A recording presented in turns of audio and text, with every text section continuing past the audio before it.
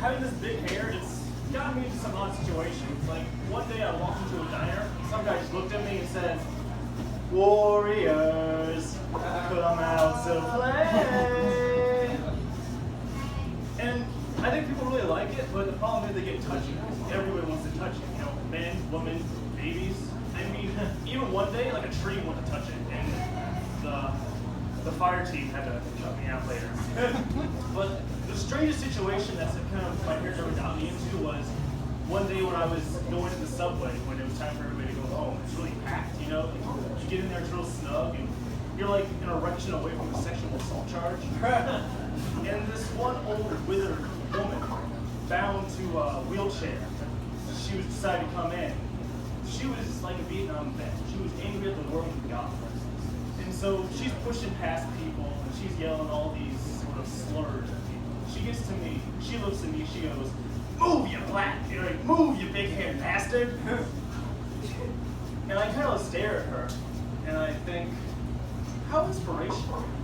You know, this woman is handicapped, but she still is able to overcome adversity and, you know, to be a pure cold-hearted savage. I have 2 fully functional legs and I'm just a bitch ass. But, you know, that's the public transportation. I have a lot of worries with that because, you know, I'm black and white, I'm mixed race.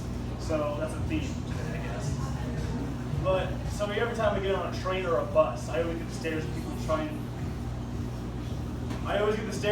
to figure out what I am. Like, Puerto Rican, Dominican, Latino, definitely some Latino. It's like, actually I'm black and white. And they're like, oh, an Oreo. And there you have it. I've ascended a race. I have become food products.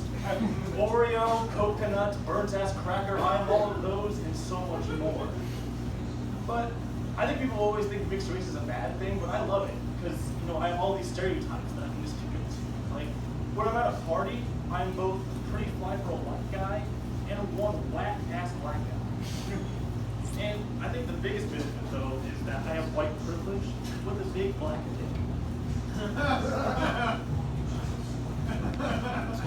That being said, I do feel that kind of schism inside me, that war is brewing between me. Like, I'll just see something on the news, like a shot. I just feel this internal confrontation, like, whoa, dude, you see this? A black guy was shot by a cop.